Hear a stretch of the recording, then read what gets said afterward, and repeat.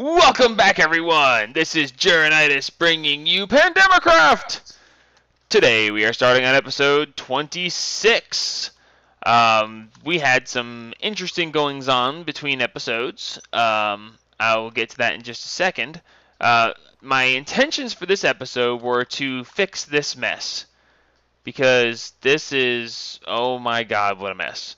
But first, I'm going to tell you what I did between episodes, what the problem we had is, and this episode itself will be dedicated to something else entirely. Okay, first off, the setup that I was using was not functioning correctly. Not completely, anyway. It turned out that we still wound up with stingrays in the damselfish breeder.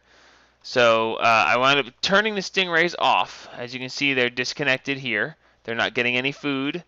And they're not connected here any longer to anything else. The stingrays are just kind of hanging out by themselves. They don't need to be here. So I can fix that problem now, and I know how to fix that problem, but I'm not going to be able to do that this episode because in between episodes, I ran out of power.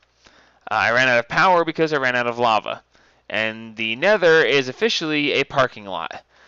So I've got my pump, and I ran off to some other place in the Nether, and I've replaced it, and we are back running on lava power, but that will not last very long because we are having problems with power. And we're having problems finding spots in the Nether where there is lava to pump. So, real quick, I'm going to tell you one other thing I did between episodes. I made this ME chest, and I put in a 1000 or 1K storage drive. And I have this automatically taking in my auto fishery stuff. My auto fishery stuff is being put into the ender chest, and it is going to take all of them and store them here. As you can see, I've got quite a few fish, and that is wonderful, and I will explain to you about how this is all going to work when we come back.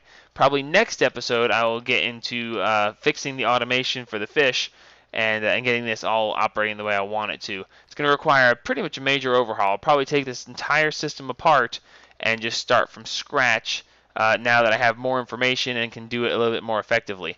So stay tuned if you want to learn more about that, and we will do that next episode. By the way, as a secondary thing, I also set up a secondary fishing station. It's another auto fisher, and it is right down there. You can see it if you look real carefully right there. It's a secondary auto fishery, and it's in that one strip of nice blue water going between the purple water, and that is a river biome. And that river biome is automatically fishing me up a bunch of minnows. Minnows are going to be, first off, used for breeding. Second off, they are the best bait when used for fishing. So if you use mariculture's fish as bait, as minnows can be used, you have the most success in catching stuff. So without further ado, we're going to deal with power. Okay. Since I have other ways of doing power that I've done before, I want to go with a way that I've never done power before. The way I've never done power before is with the mod Big Reactors. So we're going to go ahead and do a @Big Reactors. And here we see that we have Big Reactor stuff. Okay, this is not a hugely extensive mod. As you can see, there's not a whole lot of items here that you have to deal with. However, this is a very extensive mod in its capabilities of making power. Okay, so we're going to start out with a basic Big Reactor setup. Okay, to build a Big Reactor, which is a multi-block system, a multi-block machine, not a multi-block system, multi-block machine, we start out by building reactor casings. Okay, reactor casings are just iron, graphite bars, and any kind of uranium. Okay, uranium, there's a bunch of different versions of it, but it also basically just comes down to uranium. Okay, uranium we got through our ender quarries. We got a whole bunch of it, and in between episodes I went ahead and processed it down. Okay, so when you take the uranium, actually what we're going to be running on is yellorium. Yellorium, as you can see here, is you can smelt yellorium dust, or you can smelt yellorite ore. You don't find yellorite ore very much because most of what you find is uranium due to the Industrial Craft 2 stuff. However, you can take the uranium from the Industrial Craft, and if you put it in with sand, you get 2 yellorium ingots and a 5% chance of rich slag. If you don't have the sand to waste, you can always just put it straight through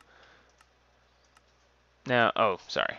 Yellorium dust, you can put it through the pulverizer, and if you pulverize the yellorite dust, you get yellorium dust, or you can also, sorry, there we go, pulverizer. You can just pulverize the normal uranium, and when you pulverize the industrial craft uranium, you wind up with yellorium dust, and then you smelt the yellorium dust into yellorium ingots. So to make the reactor casings, we can use the yellorium ingots, and we need graphite bars. Graphite bars, all you have to do is cook either graphite dust or coal. So if you smelt coal, you wind up with graphite bars. That being the case, I have these extra redstone furnaces up here that I was using to help process the stuff from the nether quarries, but I have them going ahead and cooking coal and producing us some graphite bars. So let's take a look in here and see how much graphite have I processed. 300 graphite bars. Why aren't these stacking? That's odd. Either way, I have 379. That should be plenty. Let's go ahead and tell these guys they can stop now. And we should be able to go ahead and make ourselves some reactor casings. Okay, now big reactors can be built in any number of sizes. Okay, we're going to start with a very basic one, and then later on I will probably build one of such ridiculous size that we will just be utterly amazed and someone's at my house. Oh, hi Max. I heard the elevator and it's like, oh, it's Levi. Nope, not Levi. Levi is not online. However, we are joined by Max, Elroy Gaffin, and Rain. Say hi, peoples. Hello, YouTube. Hello. Hello, YouTube. All right, so now then, oh man, I missed the, I did the thing, and now we're gonna have to Fish for it. There we go, big reactors. All right, so to start out, we're going to need to build a bunch of reactor casings, which we should be able to shift-click in now, except for we don't have. Now, I happen to know for a fact that this works with yellorium, and we have yellorium. Let's wait for it to show the yellorium bar. It's not there it is. Bingo. Okay, so it's just it just made you see the yellorium. Either way, that's fine. So we're going to go ahead and make a bunch of these. Now, again, I'm going to be doing this in a very small form right now. However, I'm going to make a bunch of these because I intend to go into a bigger one later. Okay, after we create the reactor casing, which is basically like the framing, it's just like building a railcraft liquid storage tank. You need these for the outside framing, then you need stuff to go in between the outside framing. You can use these blocks or you can use other blocks so you can see on the inside. And then instead of leaving the inside hollow like you would on a railcraft fluid tank, you actually fill the inside in with various things depending on how you want to make things work. First off, we're going to need a reactor controller. This is going to let us see what else is going on inside of our reactors. Okay, so this requires reactor casings, which by the way we just made extras of. Gee, why we do that? Because we need them. So, okay, and then of course some yellorium and some diamonds, and they're really going to keep doing this with the yellorium. Okay, I can see where we're just going to have to go ahead and get a bunch of yellorium to keep in our inventory because, and there's two L's. We have 2,125 yellorium, so that's plenty enough to be able to do this. All right, so we need one reactor controller. This is what's going to give us the GUI the GUI is a graphical user interface, by the way, so that we can see what is going on inside our reactor. It's going to show us our temperature, our power output, and so on. Okay, let's go back to, and I can't type. All right, so now that we have the basic framework for the casing, and we have our controller that'll let us control the reactor, we are also going to need a power tap. The power tap is what is going to let us extract power from the reactor. Without the power tap, you'll be making power, but it's stuck inside the machine. So we need at least one of these. You can use more than one if you want to. That we can get multiple power taps from different sides of it. In this case, we're only going to need the one. I think anyway. We should be able to. We'll experiment with that. The other thing we're going to need is the reactor access port. The access port is what allows you to insert items into the reactor, like reactor fuel, okay, which is going to be the yellorium. We also want to be able to extract anything from this, so we're actually going to put two of these in. We want 2 of these because one I'm going to be auto-inputting yellorium, and on the other one we're going to be auto-extracting the byproducts. This is not a completely clean process. As it burns fuel, you get byproducts, and you have to do something with the byproducts because reasons. So now that we have 2 of these, we have one for putting stuff in and one for taking stuff out. Now that we have that, let's see, I don't think there's much more that we need. Redstone port is for controlling it with redstone signals. Cyanide processor, we'll get into that later. Reactor computer port. With a computer port, you can actually hook up to it and give yourself a display and control the reactor with Computercraft. Okay, so I'm not that big in Computercraft, so we're not going to do that. Let's see, turbine. Reactor glass. Now, this is what I was talking about. You can build the frame out of the reactor casings and just keep it so you can't see inside, or you can build reactor glass. If we build reactor glass, then we can fill in the outside edges so that we can actually see what's going on the inside of the reactor. I'm going to go ahead and make a stack of these because we want to be able to see what's going on inside. Or at least I want to anyway. Y'all can, if you don't want to see what's going on inside, then close your eyes. Alright, so that has now dealt with all of the external blocks, the casing blocks. So now we need to deal with what's going to go on the inside of the reactor. Okay, now the reactor works in various different ways based on what you're going to be doing with it. I will set up, like I said, a very basic one. We're going to need a yellorium fuel rod. Okay, the yellorium fuel rod is going to require the iron ingots, graphite bars, and of course, yellorium. Okay, so we're going to build one yellorium fuel rod, okay, in this case. No, I'm going to need 2, sorry. In this case, I'll need 2 for the most basic reactor. Okay, and on top of the fuel rod, we're going to need a fuel rod control, which is reactor control rod. There we go. And of course, this is yet again more reactor casings, more graphite bars, and more redstone with yellorium. So we can go ahead and make one of these. Now, if you're going to make a reactor with multiple fuel rods, with multiple yellorium fuel rods, you will need multiple reactor control rods. Okay, for now we are only making the one because we're going to make a very basic system. Okay, so now that we have the basic stuff that we need, let's run downstairs and try to put this together, hopefully without blowing ourselves up. I don't think you actually can blow yourself up with this mod. If you can, I have not been made aware of it. And if you can, and I don't know, well, we're fixing to see some real fun stuff happen, aren't we? Alright, so... That's why you invited me, huh? Yes, I invited you so that you could share in the carnage. Nice. Alright. I think so. Alright, so we're going to go ahead and put this here. My best friend. You're in the way. Oh, sorry. Alright, so we're going to go ahead and build this in a 3x3 structure. Actually, we should probably build it a little bit taller than that. Let's just build a 3x3 for now. I've never actually built one of these, so you'll have to, bear with me on this. Actually, this isn't going to work. Not the way I'm setting it up. Not in a 3x3 anyway. Because I don't have enough faces to put all the stuff that I need to make it work. And you know me, I like to make faces. Okay, so instead we're going to move it out away from the wall one.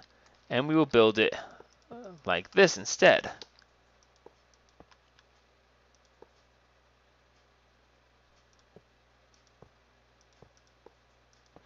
Alright, so now that we have this stuff put together here, we're going to go ahead and put together the rest. Let's see, get that out of here, that, and bring this down, this down, this down, this down, and this down. Okay, so basically on the front of the reactor, we're going to go ahead and put the reactor controller. That way when it gets active, we can see what's going on.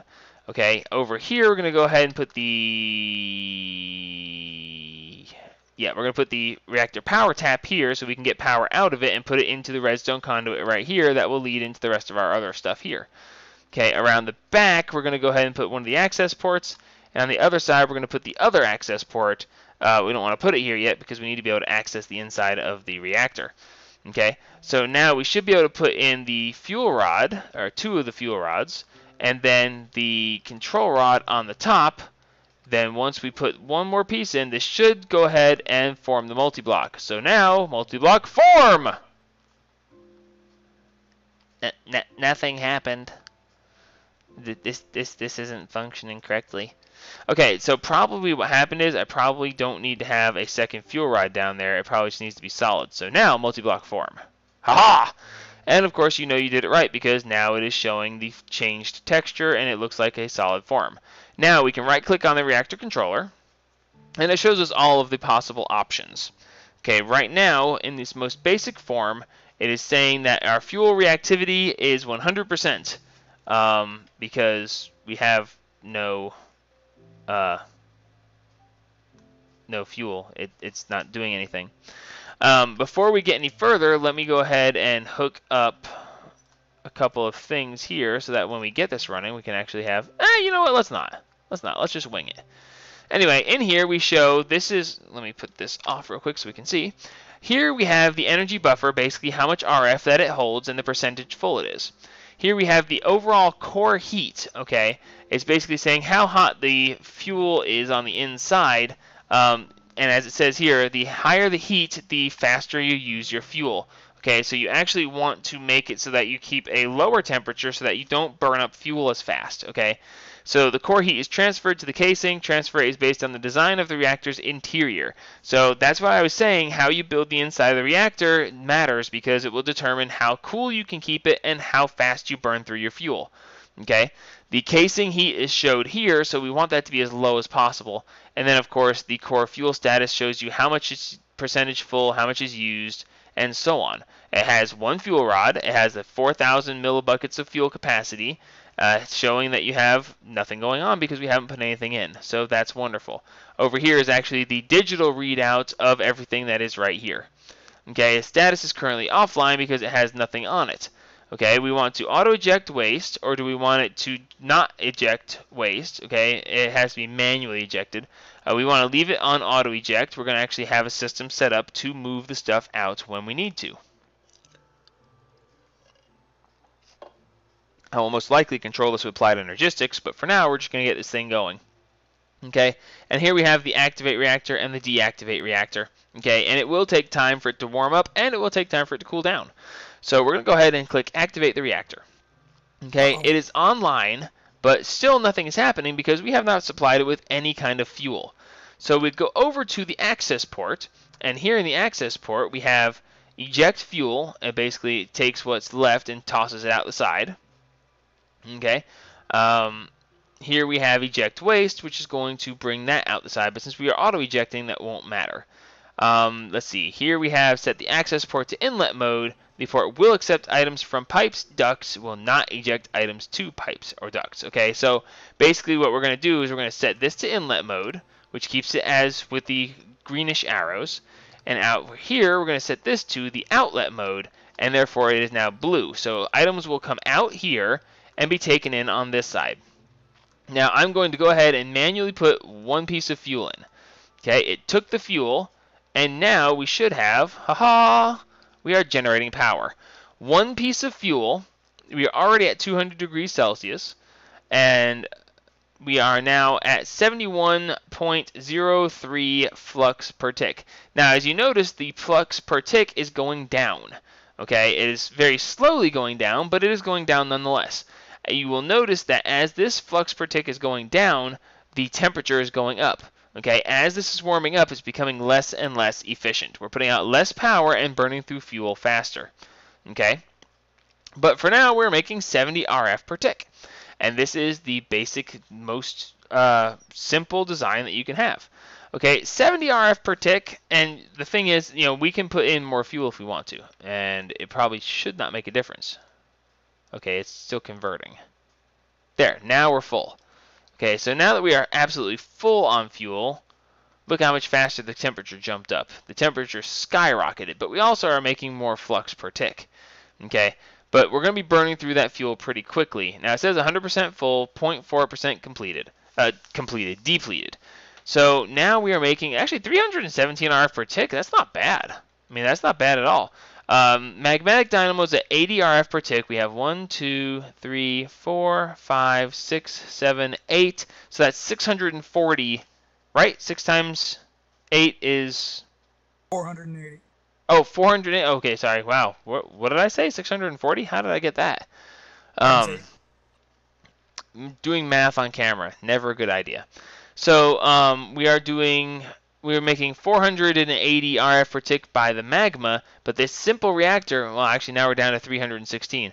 So it is going down, but for now, let us grab, no, oh, I've got these backwards. I keep trying to access them the other way. So now let's grab some redstone energy conduits, and we can go ahead and pipe this over by outputting here. And now we should be outputting into the system. So let us go over here, and I think that the... Yep. Where, oh, where is my ender tank at? Turn you off. Alright, so it'll take some time for the magmatic dynamos to burn through the lava that they have left, but for now, we're turning these off. I'm going to keep these here as an emergency backup just in case I want to keep them going. But this is really just a simple basic reactor. We are now operational. Safe to come out now? Safe to come out from...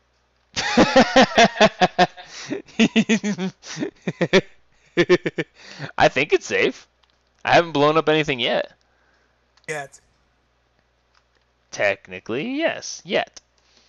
So yeah, we now have a big reactor. Like I said, the beginnings of this is actually very simple, and it actually seems to work out rather nicely. Now, we could always deactivate the reactor and change it so that we have liquid cooling the reactor to help keep it cooler, but I don't really care about that. I don't want to, so we're not going to. I'm going to work on doing things a different way. Alright, so because 312 RF per tick is not as much as we're currently making with magmatics, and we were already not running out of power last time, we need to make more power. Okay, so this basic system is not quite good enough. We're going to go ahead and up the size of this and make it better, stronger, and so on. The other thing we're going to have to do, of course, is to make it so that it automatically feeds. The thing about the server is this is going to be constantly running along with many other things that I'm powering with this power. So we can't just leave it, to run out of fuel. If it runs out of fuel, the server, the system will stop running, and we can't have that. So this being the case, Max, you might want to back away again. I'm going to break this thing with a pickaxe while it's running. So let's see if it vaporizes part of my base. It didn't. Sweet! Yet. Nothing bad happened. This time. Alright, so we had the basic reactor. Didn't like it. Trying again. We're going to go with a little bit bigger this time. And by a little bit, I mean godly. It's not even going to be the ultimate, but we're going to go ahead and get moving on something a little bit stronger. We're going to start it here and go with 1, 2, 3, 4, 5 by 1, 2, 3, 4, making a total of 5 by 5. Okay, this is going to leave us with a lot more interior space. Okay, and we're going to go ahead and go with 1, 2, 3, 4. We'll make it 5 by 5. Now, my understanding is you can build this pretty much any way you want to. You can build it really tall in the center with only one center block. And would you stop doing that? You can build it. You can really just build it pretty much any way you want, as long as it's in a block structure. Obviously, you can't make triangles or something like that. That won't function. Not that you can make triangles in Minecraft easily anyway, but you understand what I'm saying. Alright, so we're going to go ahead and put this together here. Okay, and there's our basic framework yet again. Now, we're going to go ahead and place the controller here on the level where we can see it.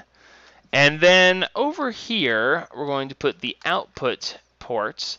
As a matter of fact, I may put them all over here just because this is where my wiring is going to wind up. So let's see, we're going to put the input port here, output port there, and energy port there. And now we can go ahead and use some of the reactor glass because I want to be able to see what's going on inside this thing. And for some reason it does not like the idea of placing these blocks. Oh, awesome. The reactor glass is connected texture, so you don't actually have to see the squares. I wonder if it would have actually given that to me if I hadn't been using Silk Touch. These are things we don't know. Alright, so now we have this, and we can figure out how we want to use this. With a 5x5, we're obviously going to be making a lot more power, and we're going to be using a lot more fuel. I'm going to leave this side open while we decide how we're going to handle this. Now, depending on what you put inside the reactor, different things can happen. Okay, I'm going to go ahead and put a single fuel rod in the center of the reactor. And no, I'm not, because I didn't build enough. I need to build more fuel rods. I knew I needed to make more of these, but for some reason I decided that, nah, don't need to. Oh, well, look at that. We're going to make a couple more reactor control rods just because I'm going to use a lot of these eventually, and yeah. The other one we were going to need is fuel rods. Oh, I turned NEI off. Dadgummit. Come back to me, NEI. Alright, so now we're going to do a fuel rods, and we're going to go ahead and make some extras. Except that it's not going to let me have the Elorium, so blah. Alright, oh, I almost shift-clicked that. Let's not do that. We're going to make a bunch of these anyway, because down the road I'm going to make a godly reactor, and it's going to be awesome. So, alright, so now we can choose to do this a bunch of different ways. In this case, I'm going to put one fuel rod in the center, and I'm going to leave it with air around it for an air-cooled system. Okay, now with the air around it, it will help dissipate the heat just a little bit. Okay, and you know what, just because we're going to put reactor glass around the top as well, and this should go ahead and form up as a multi-block once I close in the center here.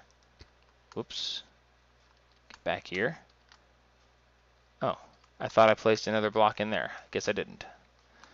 Alright, you catching all this, Max? Is it making sense? Multi-block form! Ah, I didn't say it fast enough. For shame. Alright, so let's see. We're going to use this as the input, and we're going to go ahead and put in a bunch more. We're putting in 57. It pulled it down to 45. Okay, so it just took 12 pieces to fill in the fuel rods.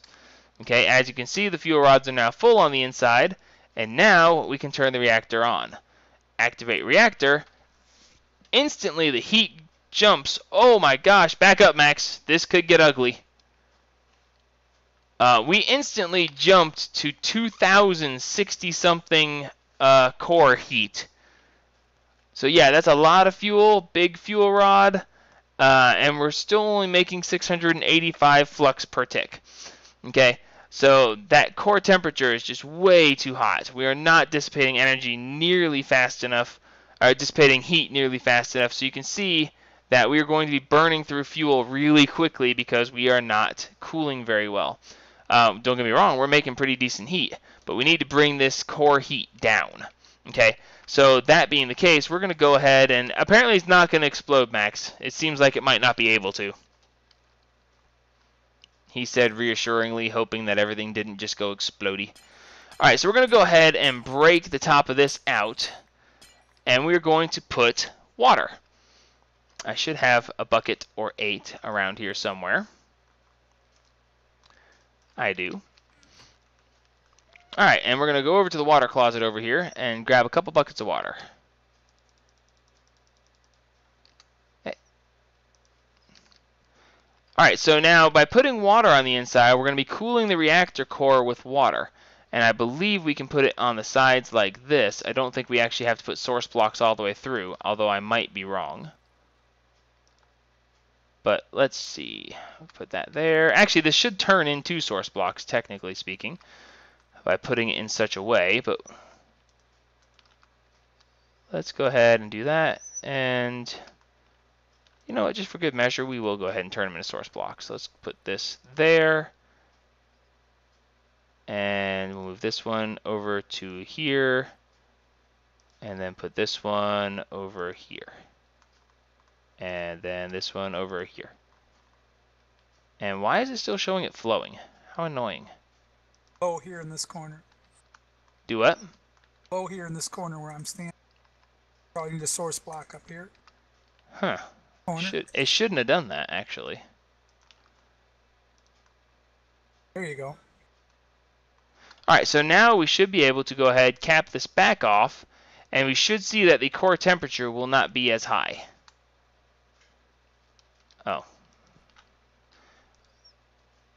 can access the reactor control rod. We can name it so that we can use Computercraft to control it. And we can actually, fuel rod heat is at 2025 Celsius, and the control rod is at 0%. So control rod 100%. Now if we're going to blow stuff up, we're going to really blow stuff up. And activate the reactor. We are now online. Oh no, sorry.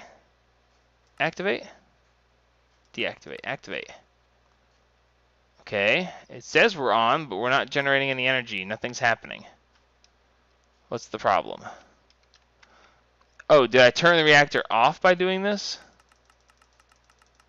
I think that I set the control too low. There we go. Okay, so by 100%, that's withdrawing the fuel rod 100%. Okay, so our core heat is still way up there. Surprisingly, I thought the water was supposed to cool it, but apparently it's not. Casing heat is 188 degrees Celsius.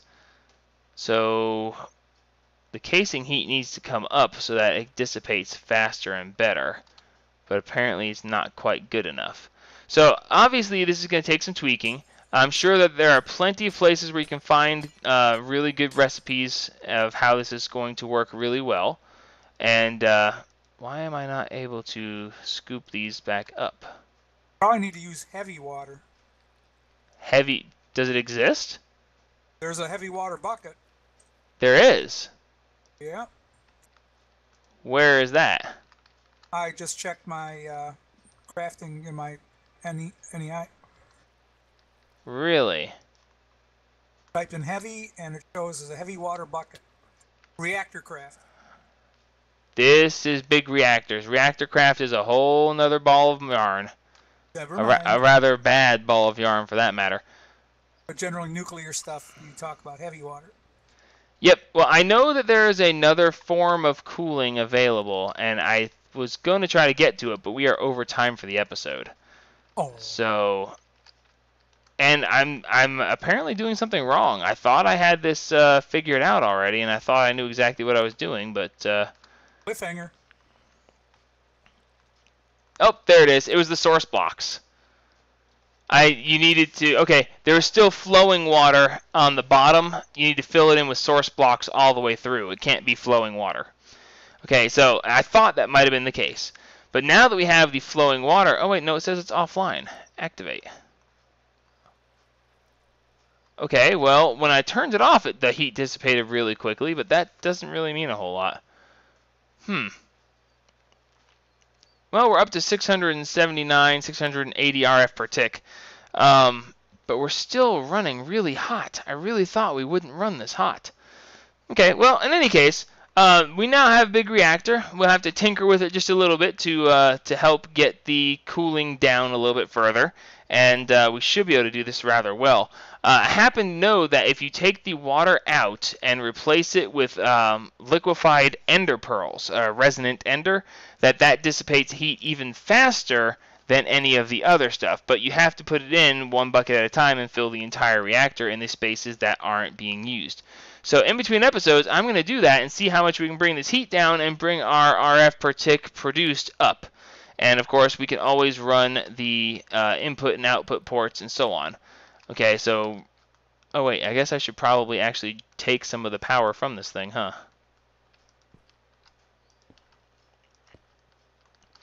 Alright, so we should be outputting power. And we are, but, oh look, we now have waste. We have waste. Ooh, wow. We're producing waste really quickly. So yeah, we are burning through this really fast, and this could become a problem. Because we don't want to burn through our fuel that fast. If we do burn through our fuel that fast, then we're going to run out, and we need our fuel to continue to function for a long time. So in between episodes, I'm going to tweak this a little bit. I will probably replace this to have several yellorium fuel rods and be putting liquefied ender to cool it, and that should get us back in place. Next episode, we're going to fix our fish running thing. We're going to get a bunch of basic native fish just running, producing items for us. And we'll get into some fish breeding. But beginning in next episode, we will have this hopefully worked out, as long as I can figure it out. So until next time, this is Jeronitis signing off on episode 26 of Pandemicraft. And remember, help spread the gaming. Yeah.